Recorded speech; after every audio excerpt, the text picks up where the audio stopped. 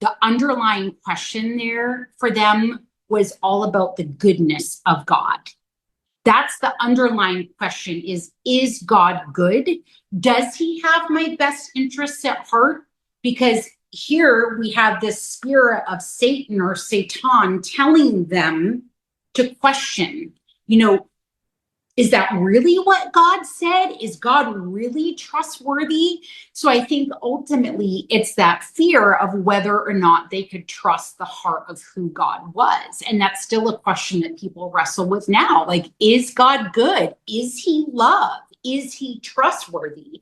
I just think there's so many people that when they picture God, they're picturing that stereotypical grandfather shaking his finger at them, looking down at them with disappointment or anger or frustration, as opposed to that underlying foundation that has to be there for people, that God is good, that he is not capable of giving people anything that is not good because it's not in him to give.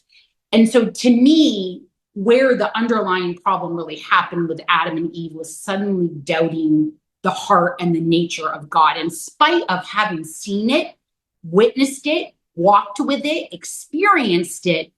There entered this idea, what if God really isn't for me? What if he's holding out on me? What if he's not giving me what I'm entitled to? What if I would be better off to make my own decisions? Because ultimately that's what it came down to, is submitting to this idea that the snake gave them and letting that rule them, as opposed to, we've experienced God. We know his character and his nature and who he is and the fact that he is love, and we're resting and trusting that. It was just this niggling doubt that maybe God isn't good. Maybe he doesn't, he's holding out on us. There's something we could have that he's not willing to give us.